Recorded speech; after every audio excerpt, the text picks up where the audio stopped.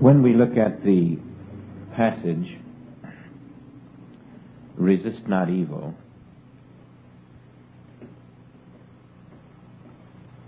we're apt to meet it head on and see it only as a command and miss the higher purpose. As a matter of fact, just 200 years ago, roughly, when old Paul Revere came down the countryside, there wasn't anybody who stopped him and said, well, look, Paul, it says in the Bible, resist not evil. Why are you coming around telling us to resist the British? And there was nobody in England telling the British that their Bible said the very same words, and they were not to resist our antagonism to taxes. And so man has very blithely bypassed these words. Every new nation that forms itself resists those who had possessed it. And in a way, perhaps we can measure our progress that now, some 200 years later, we can even wonder if we did the right thing in the American Revolution. We can even wonder if there was not a better way.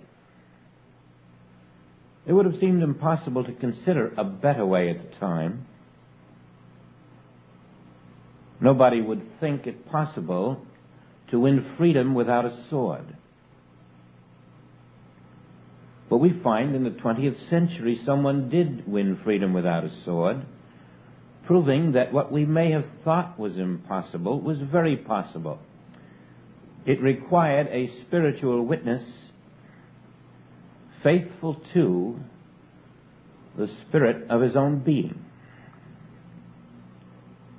When Gandhi proved you can win independence without a sword,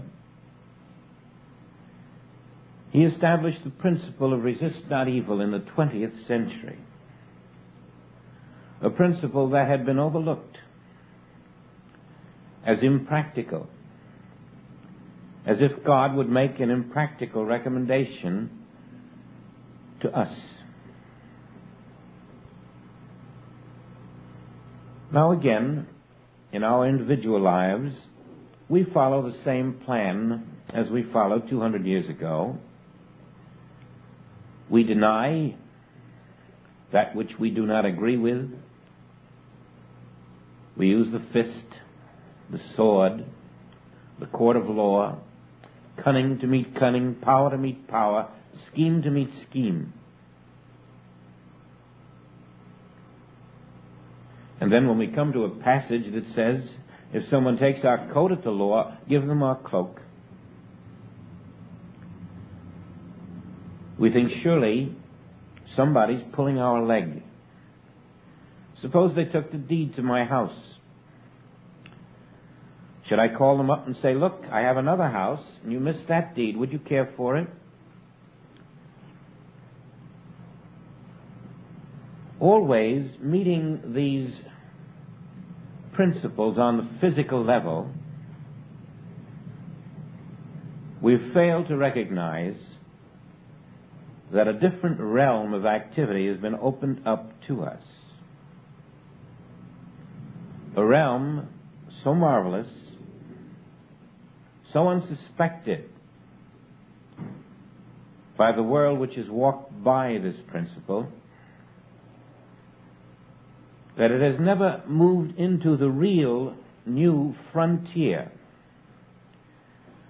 the spiritual frontier, the spiritual revolution.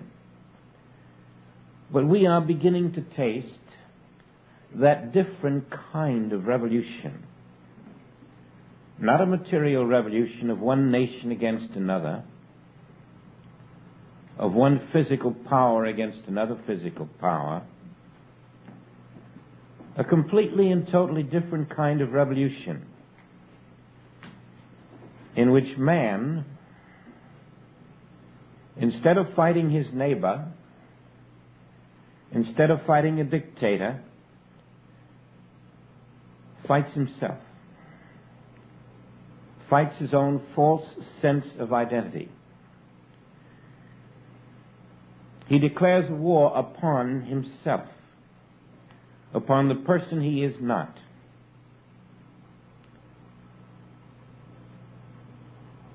He refuses to resist the unreal universe and moves into the frontier of an invisible reality, ever near him, ever touching him, ever within him, ever waiting for his recognition. All in 3 little words: resist not evil. Man finally learns this is the call to develop his consciousness, to be lifted into that other realm where evil has no existence whatsoever,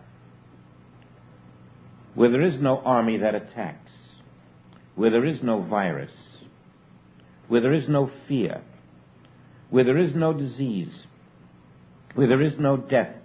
And finally he sees there is such a realm. We experience glimpses of that realm. We learn to walk in it. We learn to partake of that which was here before the false veil of a human consciousness. We learn that we have been gifted with a life that did not begin in a womb, a life that will not end in a pine box. And we learn that the price we must pay to realize that life eternal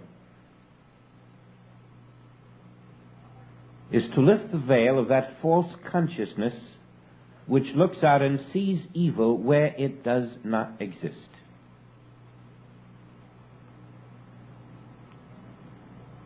We have a postal strike.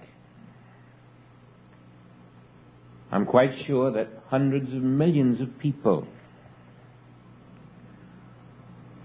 if they had a postal strike throughout the world would decide that they'd be in poverty.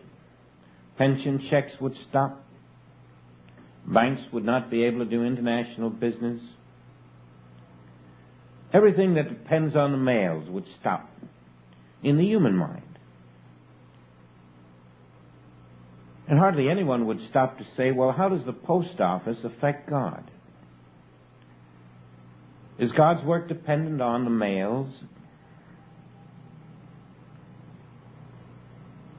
Is God dependent on the arm of flesh?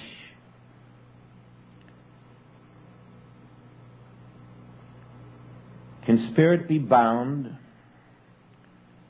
by men of earth?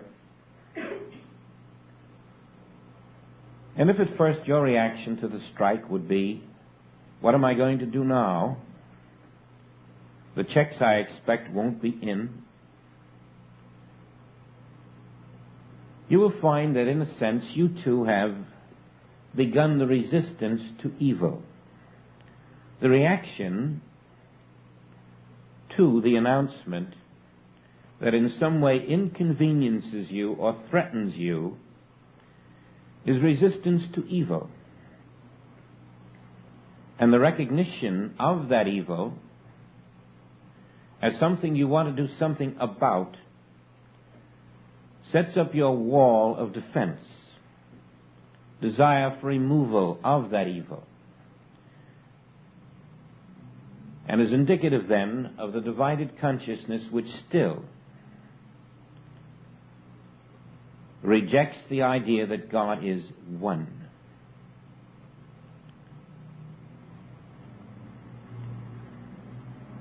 When Jesus gave us the enlightenment not to resist evil, he might have phrased it, God has not created evil. God has not created problems. Where then do these problems exist?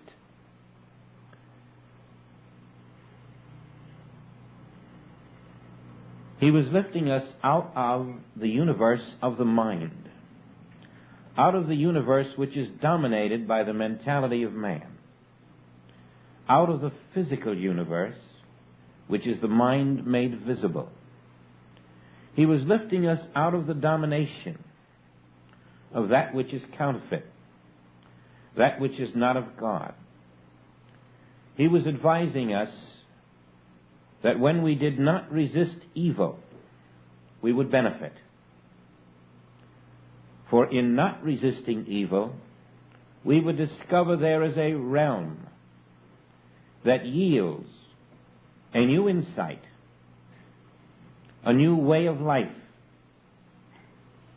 a realm that takes us and transforms us from the dying creature to the living Christ. He was revealing that there is a living realm where we stand now, where resistance to evil is totally unnecessary. He was giving us freedom on a silver platter.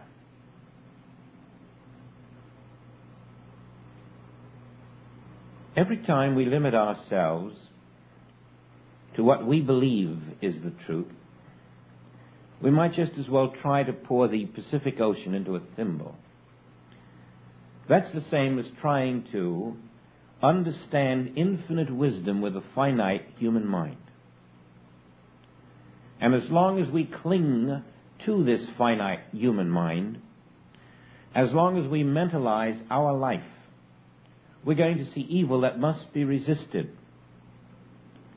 And we're going to limit ourselves to the good, the evil, the duality of this world. Now, as you know, religion teaches that evil does exist. Religion teaches there is a hereafter. And if we can live in the goodness of our hearts, obeying certain commandments, we will be spared a good deal of the evil, and eventually in the hereafter we will find a heaven. Science has a different kind of asininity to give us. Science says that we need power over power. Science recognizes the presence of evil. And science builds power to combat that evil.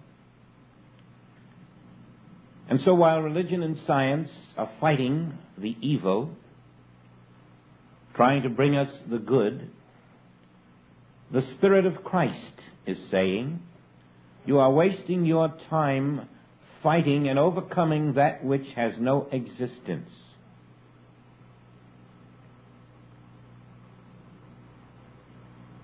The Spirit of Christ is saying, I in the midst of thee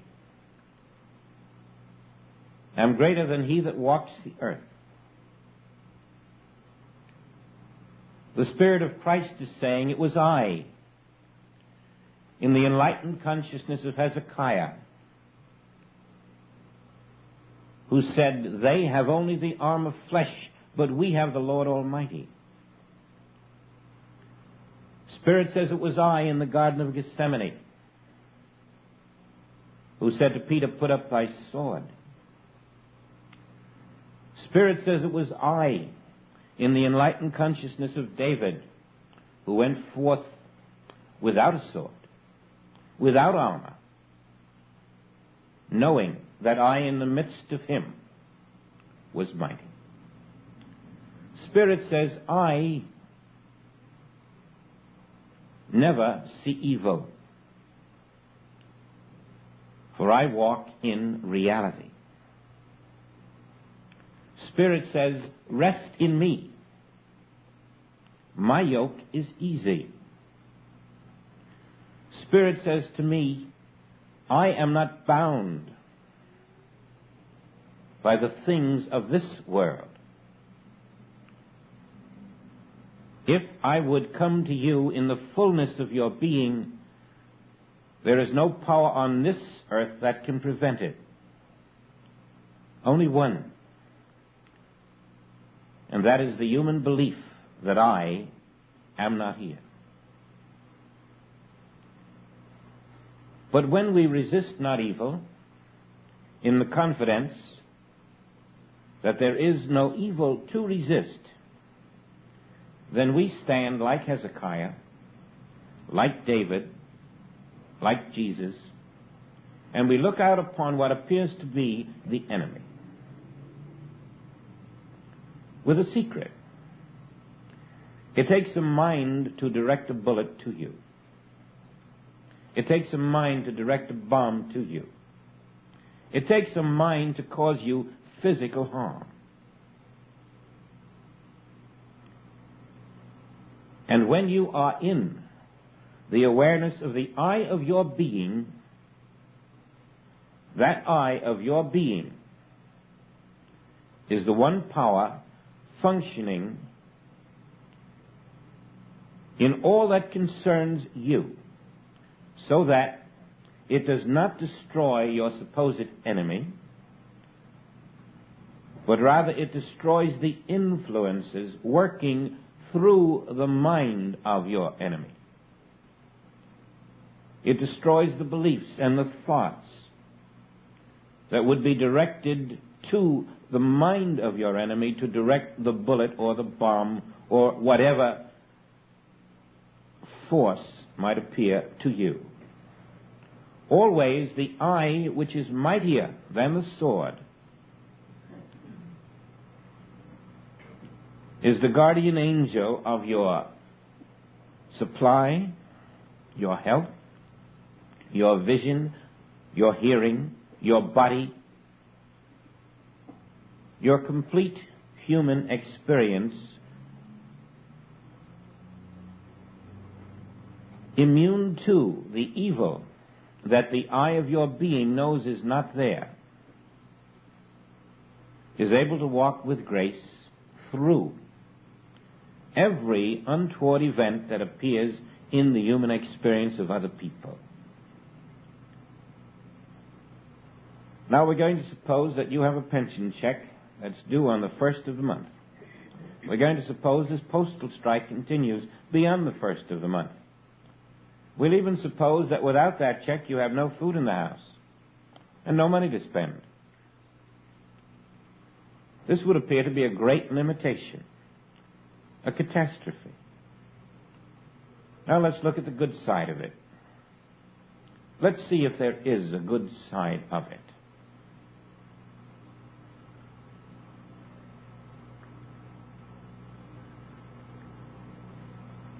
Once you start dwelling on the good side of it, you're going to find at least 10 reasons why it's just as well this way as the other. The bills that you cannot mail out and pay. The letters you won't have to write. New ways of doing things.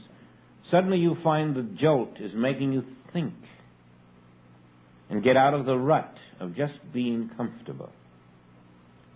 You begin to see that you must never learn to depend on the outer world. Instead, we find that our false sense of security is being uprooted. It never was a true security. There is no security in matter. There is no security in persons. There is no security in things. The only security there is in the self, the spirit, the right identity. And then you find that although you have made some material sacrifices through a momentary inconvenience, what it does do for you far outnumbers the limitations it seems to cause. And then you discover that no power on this earth can prevent what is yours coming to you. You find that you're never separated from the one source, that your income does not depend on the government. It only appears that way. God is your supply. God is your substance. And God is not physical. God is not material. God is not visible. You learn the power of the Spirit to circumvent every physical appearance of this world. You find you can rest without anxieties, knowing that your supply never comes from the postman. It never comes from a federal bureau. And when these channels are closed, new channels open up, surprising channels. For spirit is never locked up. Now again we come to giving our cloak.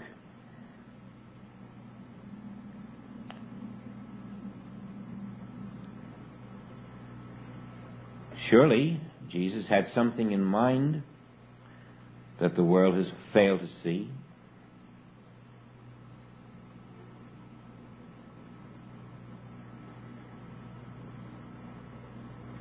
Suppose we drop the belief that there is a cloak to give, that someone could steal our coat.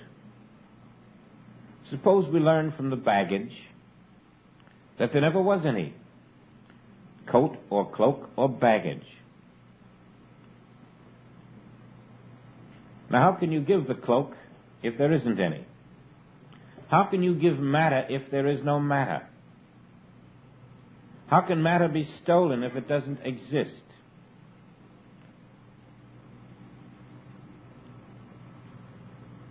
Your mind strives to understand that. But again, it is that very activity of the mind that Jesus is trying to unsettle,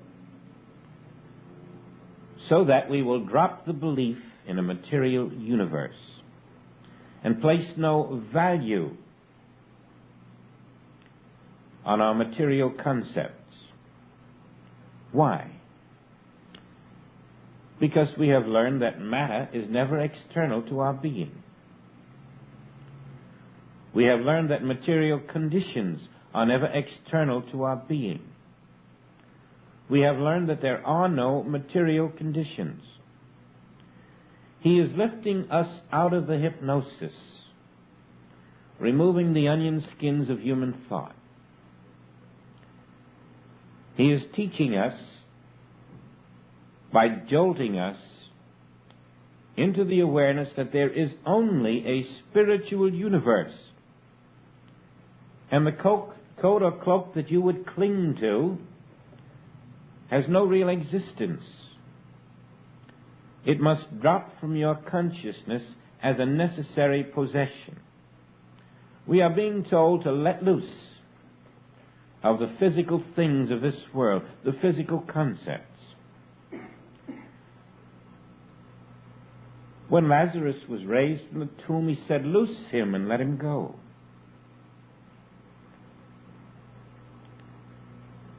What we bind by our beliefs binds us. And what we loose by our beliefs looses us.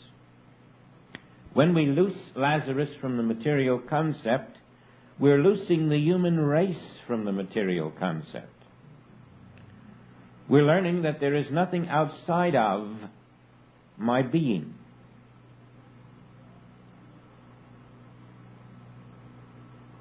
Nothing outside of I. And the reason we must learn that, even though it seems uncomfortable, somewhat unfamiliar, rather difficult to accept, is that our ultimate prize is resurrection. And by intervening between the reality of spirit with our mental beliefs and our outer human experience, we delay the experience of resurrection in such a way that the world is unable to rise above its many problems, its many blood-stained countries, its many helpless invalids, its many agonizing, torturous moments of wondering where it's going and why. And yet all of this, you are told, is but a shadow in thought, so that you can rise through the shadows, recognizing the cosmic illusion as you go, resting in the invisible, present reality of spirit, and then be lifted out of the realm of opposites into a universe beyond the imagination of the human mind.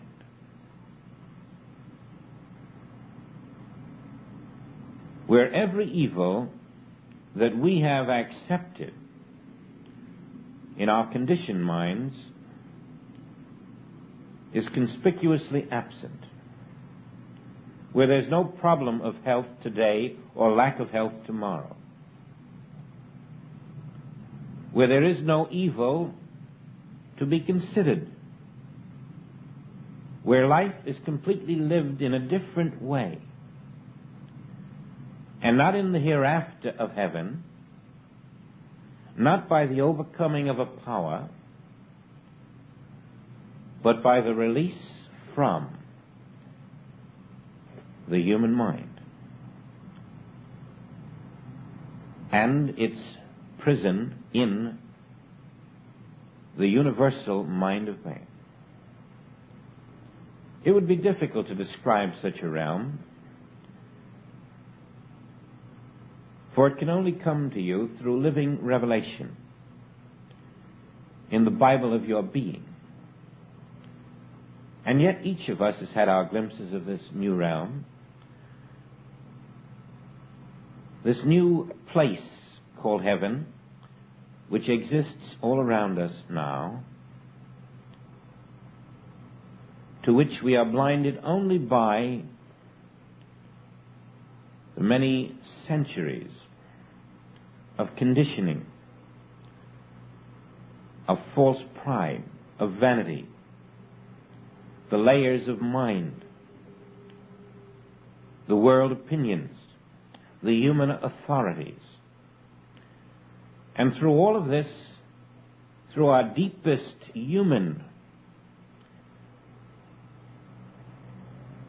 impulse to resist that which stands before us, we finally come to the great moment of silence which says, Father, only you are there. Only you. There can be no evil in God, and God is always there, and therefore, in that moment of peace, in that great stillness when the soul is free to function without the interference of the mind, the divine images pour forth, and we see that heaven is a present reality. Someone once called it the new golden continent. Revelation calls it the new heaven, the new earth.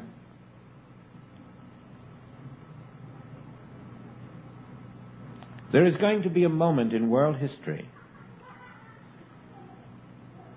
when everyone is going to be touched at the same time, when all will feel that silent impulse at different levels, and the world of the human mind will stand still. There will be a new consciousness formed before your very eyes,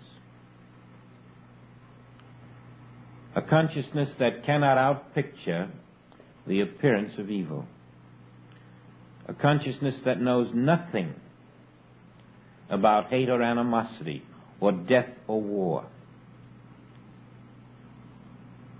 That resurrection is not the resurrection of one individual.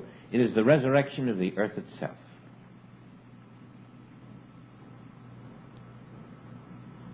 We each play a part in that resurrection through our individual resurrection from the belief in evil. The Christ that is risen in us as the new Christ consciousness of our being forms its circle of light with those throughout the universe who feel this same impulse. We join invisible hands.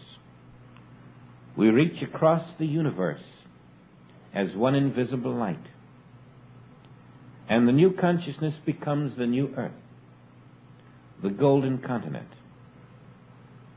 the place where His will is done. We have the power within us to do now that which was in the consciousness of Jesus when these words were uttered. Give Him your coat, your cloak, your house, your car, all your possessions, because in the new golden continent there are no physical things. That is the revelation of Resist Not. There are no physical things here now. There is a void. And yet in the void is a fullness. And in that fullness is infinity itself, being itself, every moment of every day. There is no place that you can find now on the globe, in the sky, in the oceans, where infinity is not being infinite everywhere.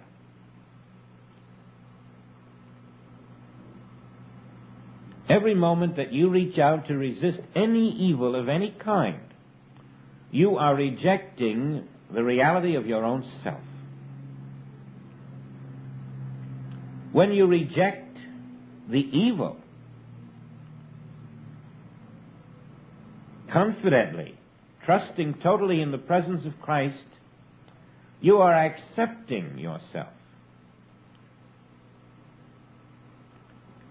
And so in the rejection of evil as non-existent, non-substantial, nothing but image and thought, never externalized, never getting outside of mind, you have caught the great liberating principle.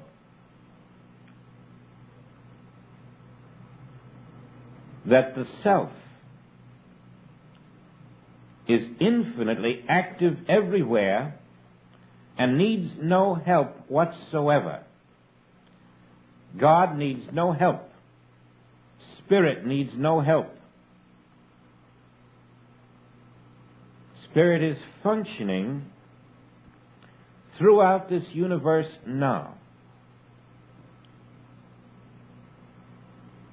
And as we drop our beliefs in the reality of matter, living not by matter alone, not by bread alone, but as a living Bible, listening for the words of revelation within, we find that the living truth does come, exploding the myth that there is one human authority on the earth. For the new truth brings with it the power of its own self-expression. It brings with it the glory of His will. And it reveals the golden continent where you are. It reveals a new earth and a new heaven. It reveals that never has there been a need on this earth to resist a single evil, for never has there been one. We have been looking at the cosmic myth.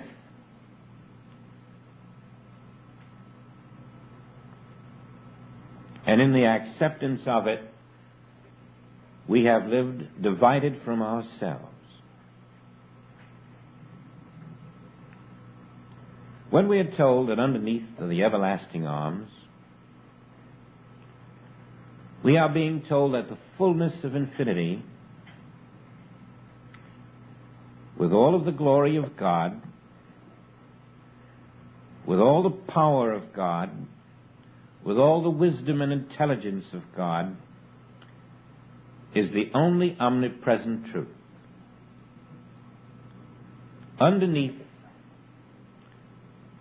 meaning in the invisible,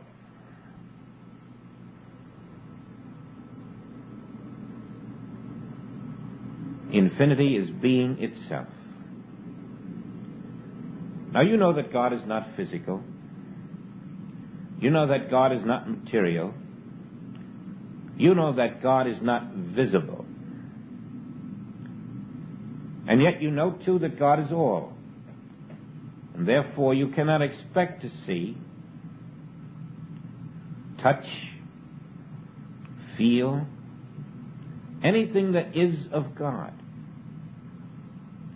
But you can see and touch and feel the evils of this world.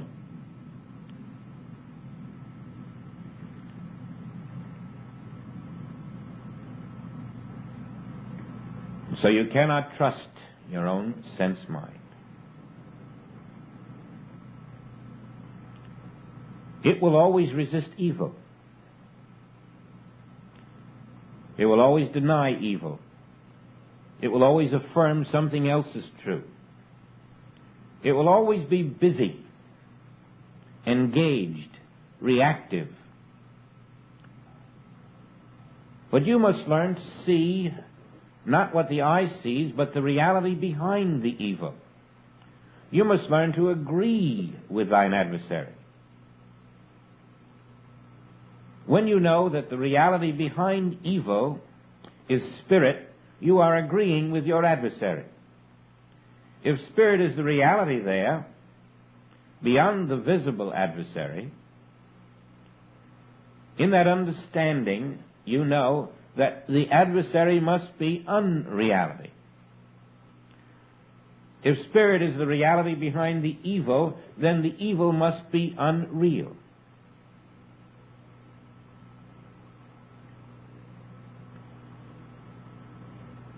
We are being told not to resist the unreal.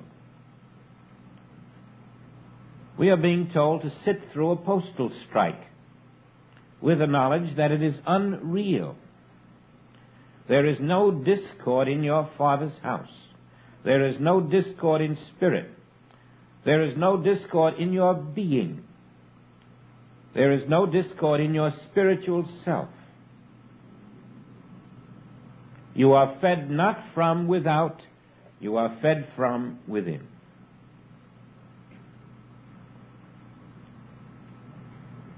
When Jesus stood before the guests at the wedding, and to their startled eyes there was wine where only water had been, we have all accepted that by now as his statement that there must be a transformation in our lives, as from water to wine. When do you expect that transformation to be? Why not right now? Why not see it as a transformation in consciousness in which you recognize that although the world has accepted themselves as human, as mortal, they are not. Just as when we see water, we never think of it as wine. The transformation is the realization that I am not water. I am the wine now. I am not mortal. I am the immortal now. Now I must find and accept the depth of my being. Now I must accept the highest self that I am. It isn't a 20-year journey. It's the acceptance where I stand now. And because I accept myself to be the highest self, the Spirit, the Christ, can I resist any evil on the earth? Do you see then that the rejection of the evil is the acceptance of Christ as the Spirit of your being? But the resistance to the evil is the denial of yourself as the Spirit called Christ. That is why we cannot accept evil. In the acceptance of it, we are denying our Christhood.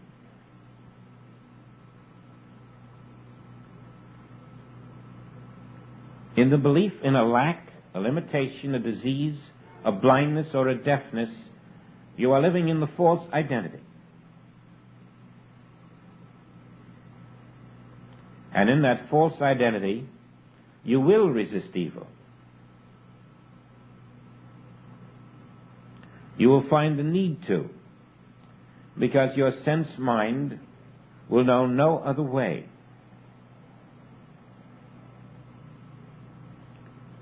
But drop all belief in evil as you accept Christ's identity.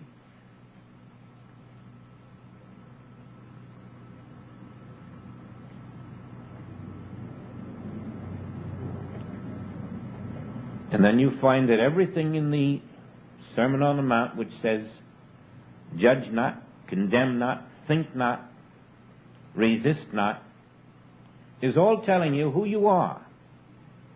You are that one who need not judge, need not condemn, need not think, need not resist, because the living Spirit of God is your substance. And in that acceptance, you are lifted to the realm where the law of that substance, spiritual law, is revealed as the only law of your being and the only power. Do you see how the path to freedom is based upon identity? And these words in the Bible are forcing us to recognize that every time we are not acting in our true identity, we are seeing a world that needs to be improved, healed, manipulated, feared, hated, or loved.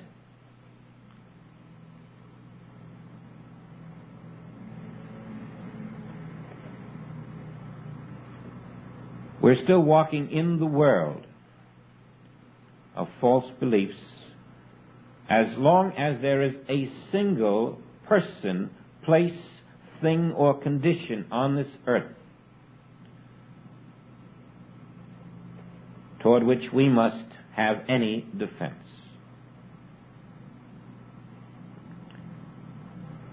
And because we still linger in those remnants of defense, we have not put up our sword. Jesus wasn't one to teach without demonstrating.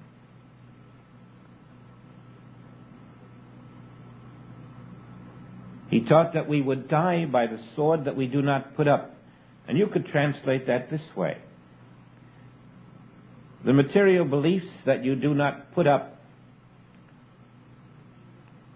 set in motion the cause of karmic law. As long as there's a belief in the reality of matter, then you must follow through and be subject to the material disease, the material discord, the material body suffering, the material limitation, the material lack. But pull out the belief in matter, and where is material disease? Where is material lack? Where is material anything if there is no matter? Where's a material hurricane? Only in the belief in matter.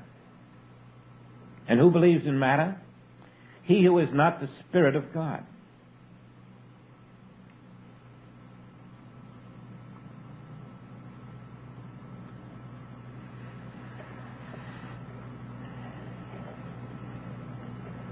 So we learn to fast. We take our Sabbath from the senses. We live in the silence of the sense mind, where the non-reactive senses, silenced by our desire to live in the Spirit, cannot walk forth to fight the evil, to destroy the evil, to defend against the evil, and I rest in Him. You're not going to be limited by visible physical supply if you have removed your dependence upon physical, visible supply. All this a prelude to an awakening into heaven on earth. All part of the purification of our mental universe.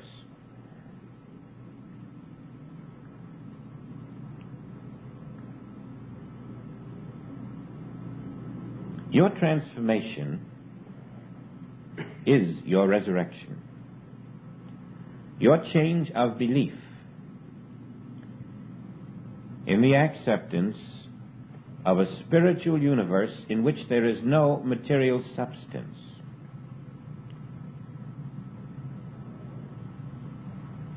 Unconditions the mind, makes you capable of accepting these images and thought without flinching.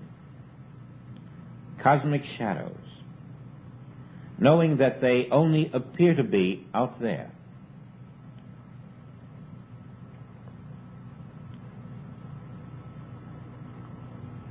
And then you do not try to overcome the cosmic shadow that has the name called disease, the cosmic shadow that has the name called pain, the cosmic shadow that has the name called defective organ, heart that won't beat, lung that won't pump, back that won't bend. You regard these as your shadows of thought.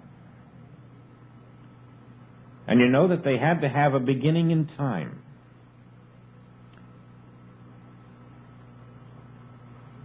They did not begin in God. And then you let the infinite wisdom of the Father within do the works, removing the thinking mind, the interfering mind, the conditioned mind. I have nothing to resist, nothing to overcome, nothing to heal. This is the developed consciousness that must come. For only through this developed consciousness will you remove the divisions that we have all placed into this universe with our minds. Nothing in God is divided. God is never divided from God. Spirit is never divided from itself. And Spirit is all there is. You are never divided from Spirit. You are never separated from Spirit. And therefore the power of Spirit is functioning in you now. You do not have to defend against any evil on this earth, because the power of Spirit can never be divided from your being. That evil can only be a shadow of thought. It isn't out there to fight. It isn't out there to reform or change. And the silence of the mind that is a transmitter for that thought is the end of the shadow, the end of the lie, the end of the evil that never was there to resist, no matter what name it had been given by world thought. We meet this universe in our hearts, in our consciousness, in our acceptance that I, being Spirit, can never be divided from Spirit, which is all, And therefore the perfection of spirit is functioning throughout my being. That perfection of spirit from which I can never be separated is the power. There is no power to oppose it, to create evil, to sustain evil, to perpetuate evil. And therefore there is no evil there. As your beliefs in evil are dropped, you find that the seeming external evils of the world are also dropped. They were nothing but projected beliefs.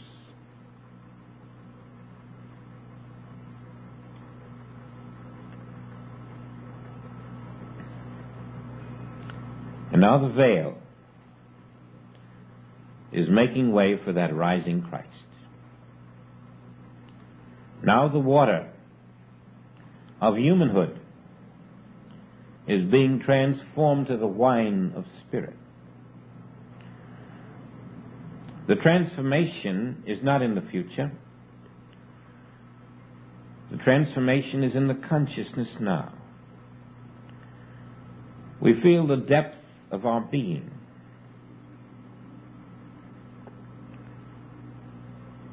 We feel the dissolution of a self that never was as the new self rises to the fore. The self that can look out upon the world and say there is nothing here except the Spirit of God.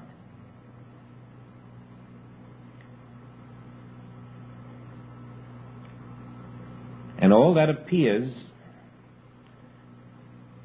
is a cosmic image called the world. One cosmic image called the world.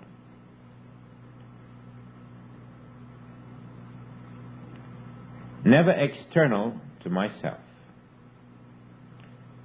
existing only as a cosmic shadow of thought. There is nothing in the world that I must resist. Nothing.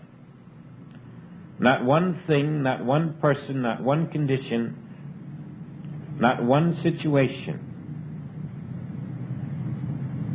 My resistance gives it a false sense of life, and that is what it breeds upon. The moment I wish to defend against it, I strengthen it. This duality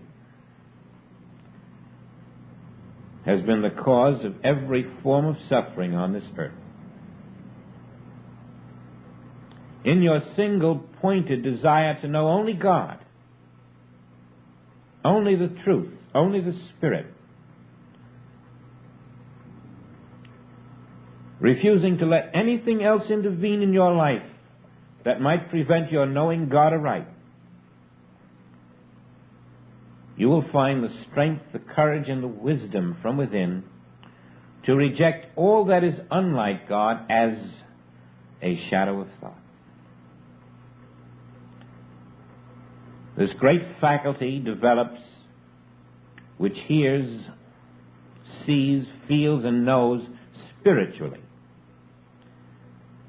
and says, I need no sword to defend against this world, for I alone exist.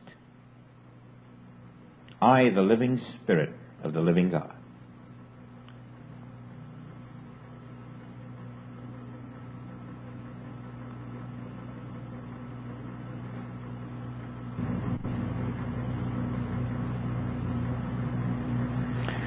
And then the Father who seeth in secret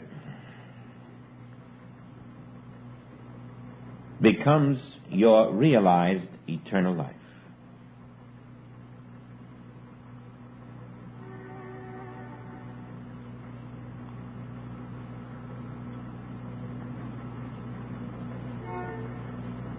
This is our path. It would be so easy to take an easier way, a more comfortable way, but ultimately the error would show up, as it has We won our freedom 200 years ago with a sword. And we find now that that sword is turned against us in many places. We find the truth of his statement, those who live by the sword shall die by it.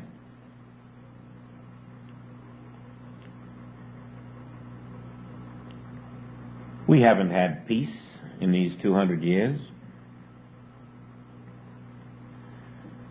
Those who have died in the wars have died by the same sword that we used to obtain our freedom. We have closed our eyes to these things. We have talked about noble causes.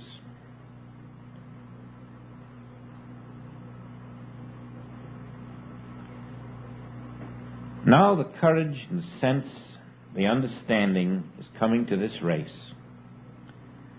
that the words that were spoken were meant not to be ignored, not to be discussed, to be lived, to become our consciousness, expressing itself as a total non-resistance to unreality. There are no soldiers attacking. There is no material universe. There is only my Father's Spirit.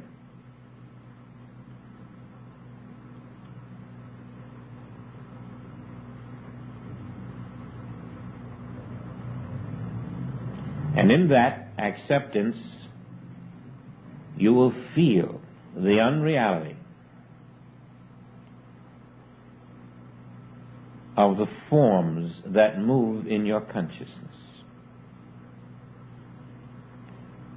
You will feel their unsubstantial nature, their lack of support from spirit, their being bred in the ignorance of man's knowledge that only God is here. We begin to feel this shell-like world, this one-dimensional papier-mâché universe, and we lose our fear of it, our dependence upon it. The bread alone no longer entices us.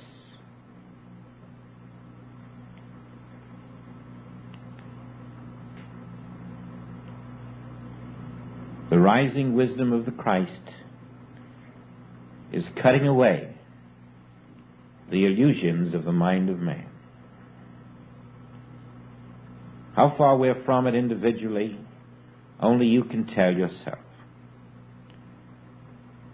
And the degree to which we come to it individually will determine the degree to which we come to it collectively.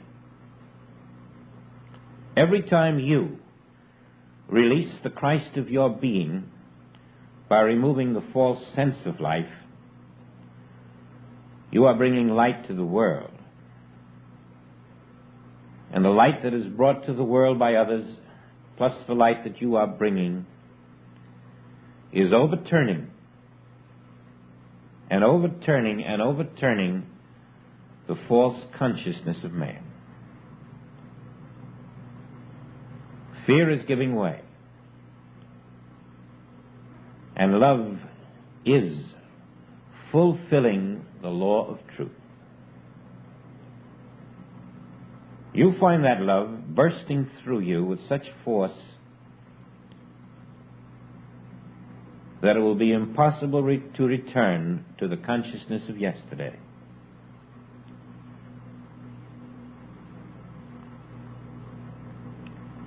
Now you must bear witness to that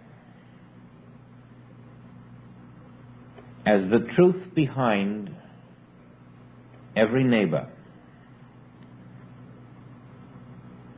There's no neighbor coming up the freeway with a gun. There is only a spiritual self there. And I, the Spirit, bear witness to the spirit of every man. He has no evil to bring me, for he is the living Spirit itself. You can find the way to do this in your consciousness. And as you loose the world from its material beliefs in your consciousness, you will find you are loosing yourself.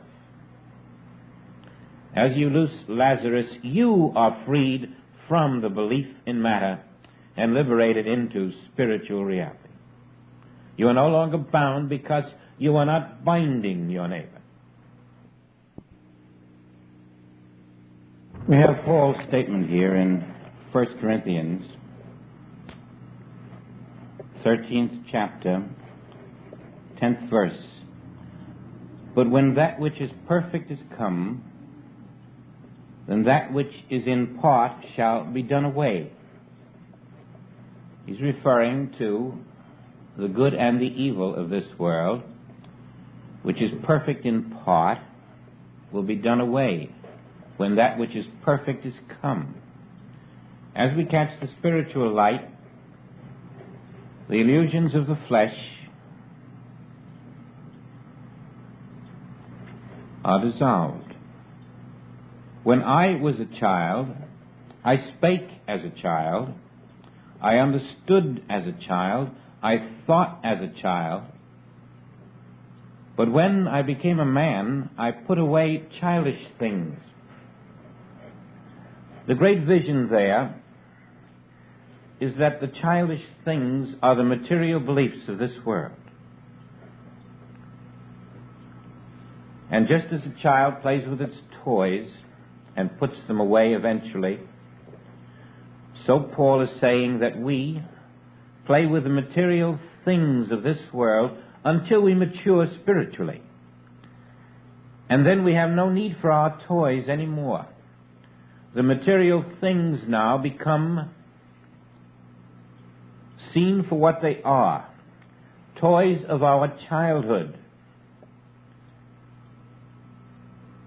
And now we play not with the toys, not with the material things, but rather we sow to the Spirit.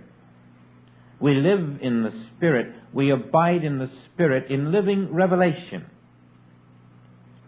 We let the Spirit live itself in and through us as us. And then you see why he could say, for now, here in this material consciousness, we see through a glass darkly.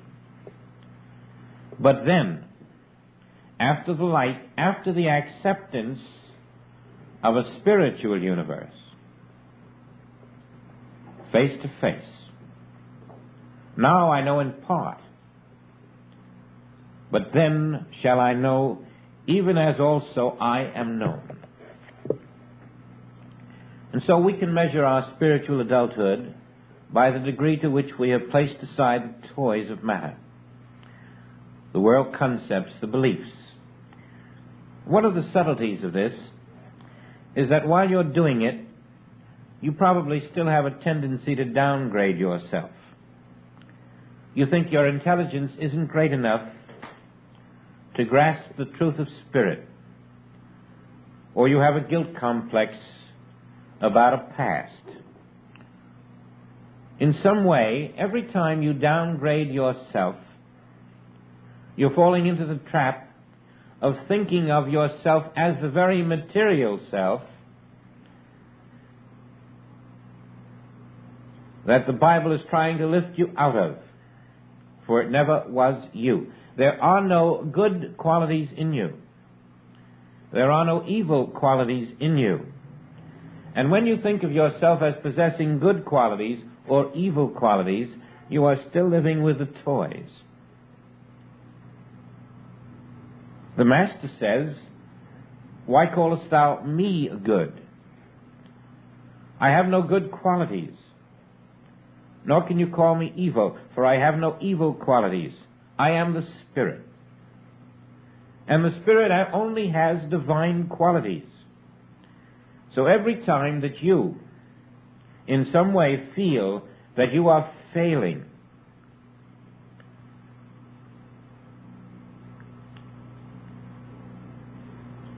you are calling God a failure. You are denying your spiritual selfhood. Do you see then that every form of self-abasement that you may practice, every guilt, every fear, every belief that is not divine is your rejection of your true self?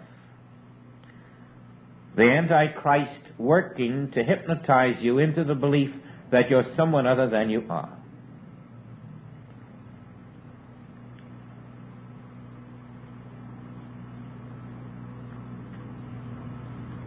You only have perfect divine qualities.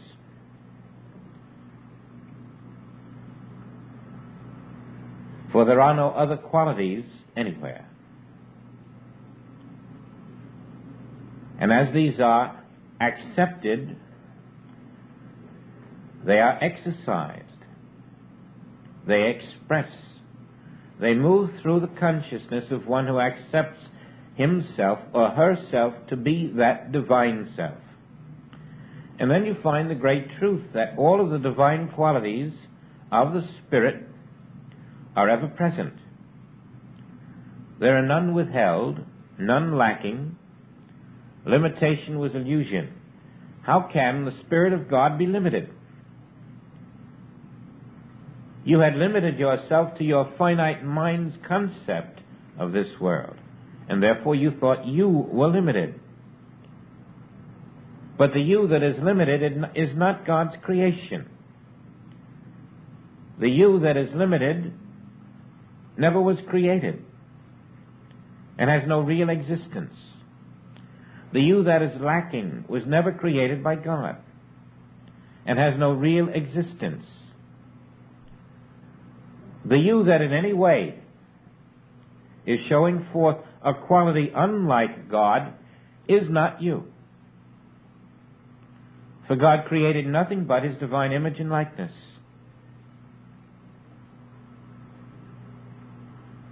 To accept this is to not reject yourself.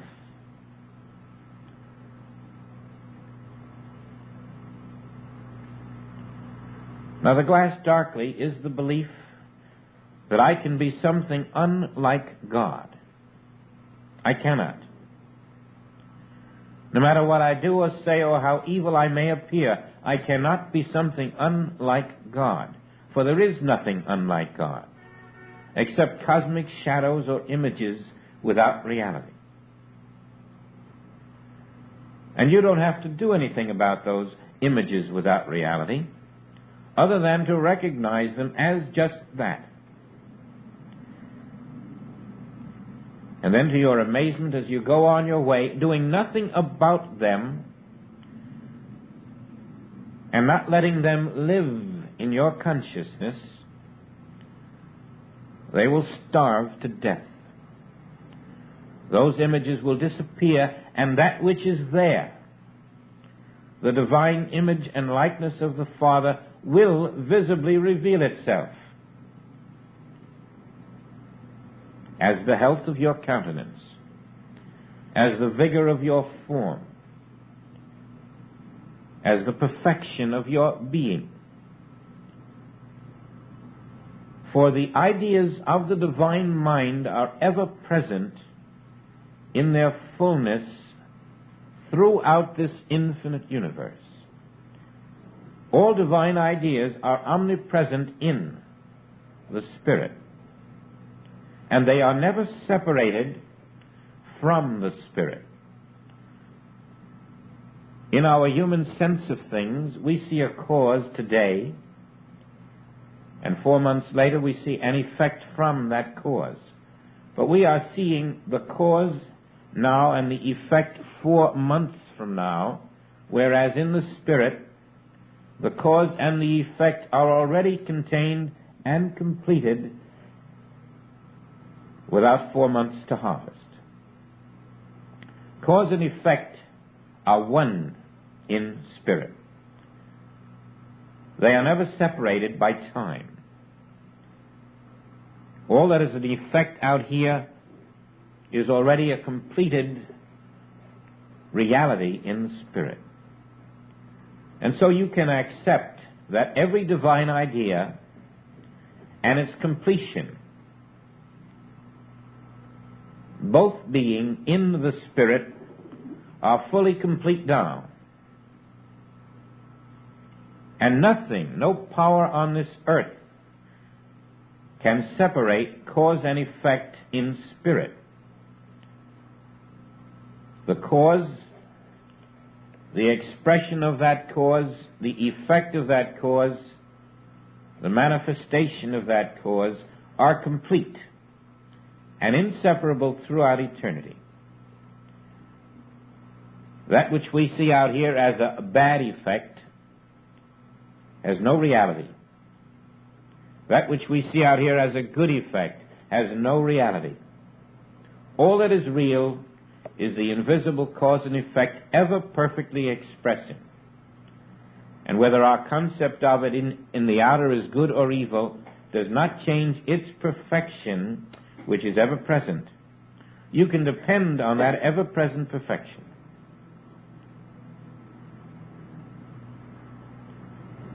Always to be there in spite of the appearances that you are seeing with your sense mind. And you must learn to accept that ever-present perfection.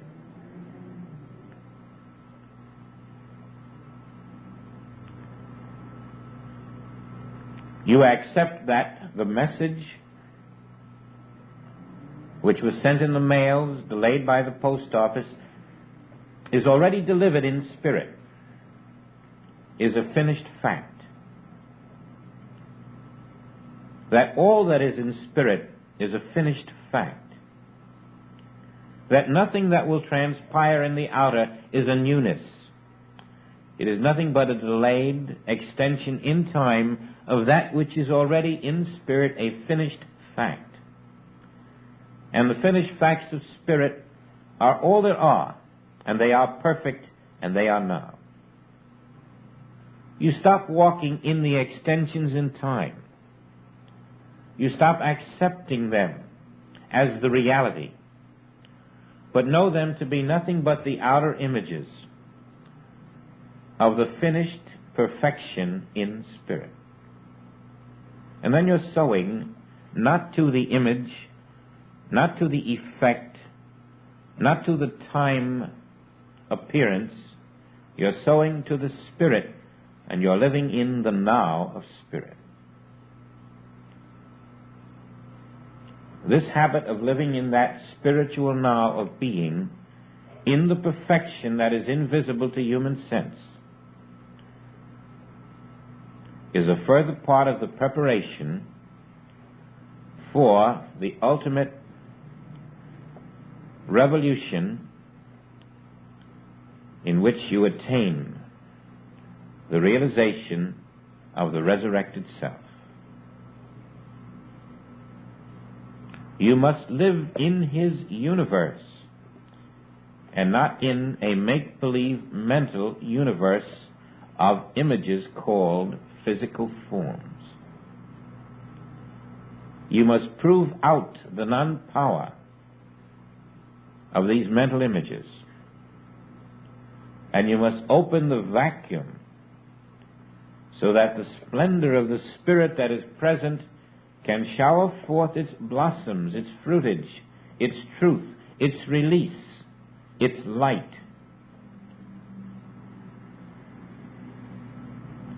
The prize that we are all working for is to deny the self-indulgence of the false self, which wants to make this a better world, and to realize that our function is not to make this a better world. Our function is to live in my Father's kingdom, which is not this world, but which is here where this world appears. The world has stumbled by trying to improve this world. You cannot improve non-existence.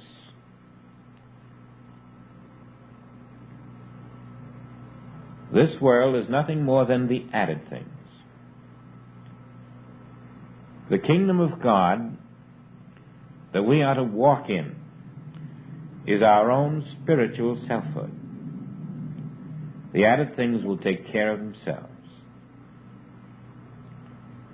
This is how we'll break the barrier of a limited life, hemmed in by time on each end.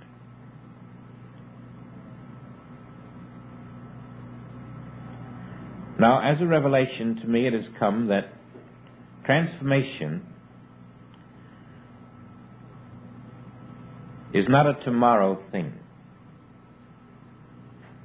nor is it an attainment. It is an experience in your own consciousness that you already are, all that you aspire to be. When I say it's a revelation to me, I mean this. We all have heard it and read it and seen it and said it, but it's a revelation to you when it happens to you. Then it is yours. Then it isn't something you've seen or heard or read. It's something that in that instant is talking to you and saying, now be transformed from water to wine. Recognize yourself. Now, know who you are. Now find the highest self. Now find the deepest self. Now reach out for those new dimensions that you already are. Don't try to become, but drop away the illusion of what you are so that what you really are is an experience of your being. That kind of a revelation comes to us all, in which we feel these inner depths and we feel the false mental concept of ourself being dissolved. There never was an individual imprisoned in a physical form. There never was an individual limited by a human mind. That image of us is nothing but a cosmic shadow. All there is of us is the precise statement of the Father. In my own image and likeness have I made thee. And it is not a physical self, therefore. It is not a mental self. It is the very Spirit itself. That is the transformation in which you drop your concepts of self, which the world has given you, which you have added to in time, and recognize that I must be what God says I am.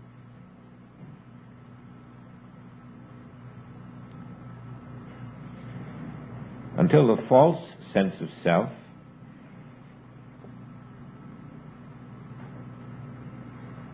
like the stone that is shaped by the flowing water, this false sense of self slowly drops away as the living waters of Spirit shape the new awareness of being. Accept, let go. That is not attaining, that is realizing. We are all that one. And this is how the new consciousness of the world will now outpicture a new earth. As each of us drop those false beliefs about ourselves, accepting spiritual identity, and then the purer expression of being will outpicture as a new world.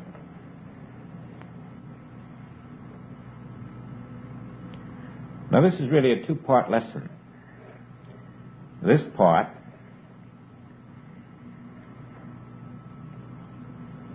is the removal of the desire or the belief that there is a need to resist,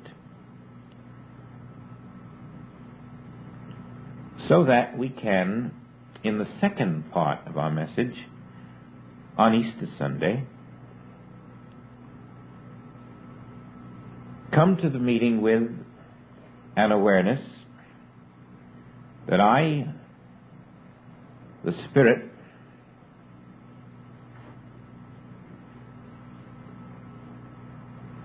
am all that is here. I can bring no ailments because I have none. I can bring no false beliefs because I have none. All I can bring is the awareness that I am the living Spirit of God. And in that, we will experience the risen Christ.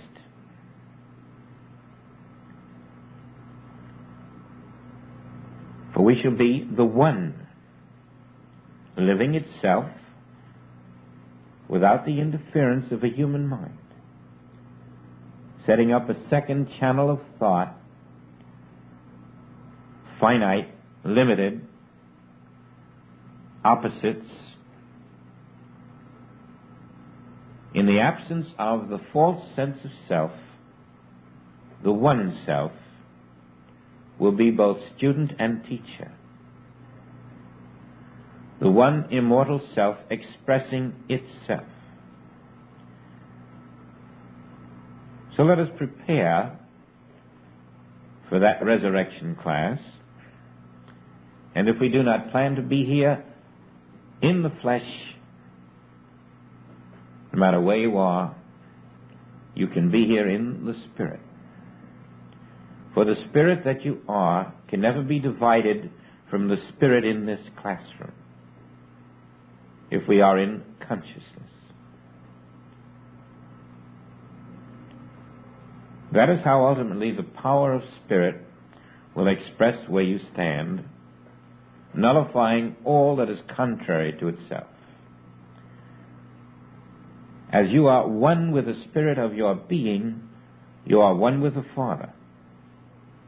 And then my power, in your oneness with my being in you, must flow through you,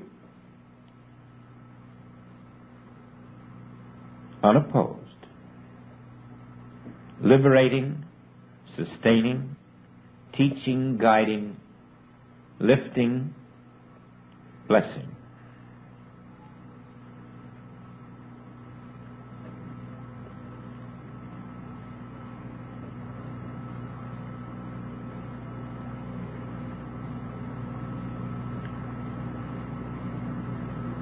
You'll find it in the first book of John, his letter, I in the midst of thee.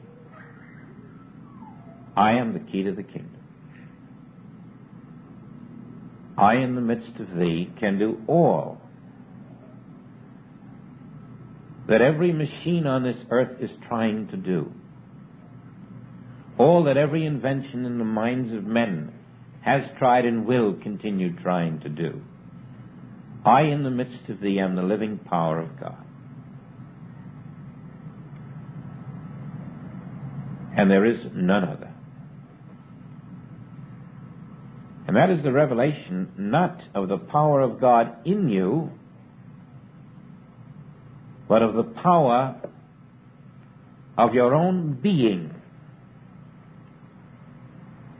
For I in the midst of you is the revelation that I in the midst of you and you are one and the same. There is no in the midst of you. There is only I. And as you graduate from the words in the midst to the realization that I in the midst of you is the revelation that I am you,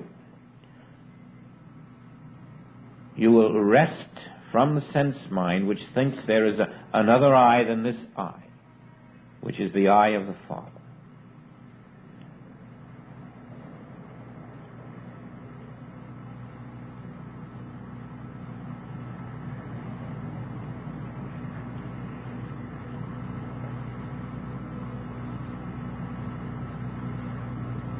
I am the resurrection. because I am the only life. Yourself is the only life. Yourself will never be resurrected. Only your consciousness of that self is called the resurrection. Yourself needs no resurrection, ever. It is the self of God.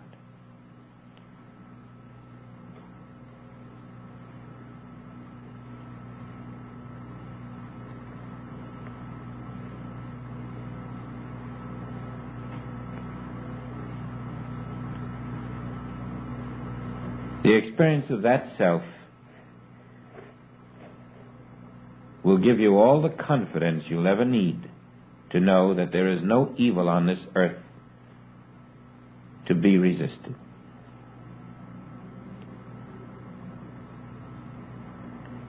That is the great prize for which we sell all that we possess, the realization that I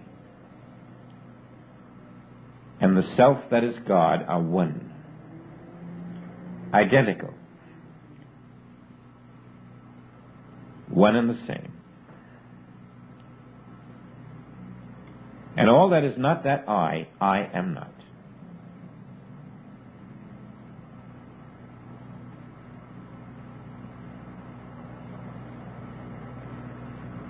Resurrection is the return to reality.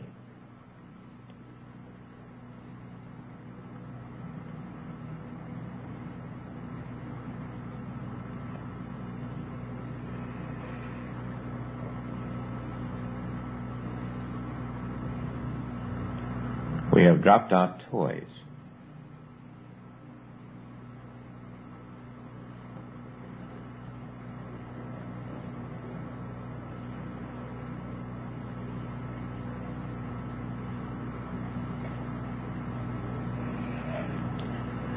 This is where we shall begin next week and hope to share an experience with you here or wherever you are.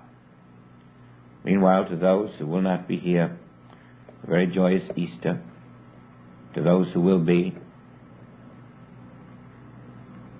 we hope that during this intervening time,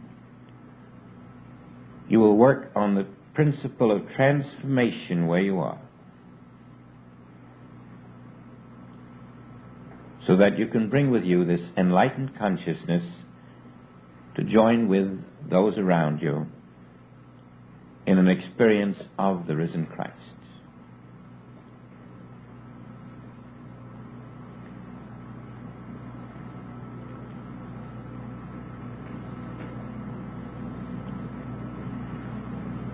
Much love, and see you soon.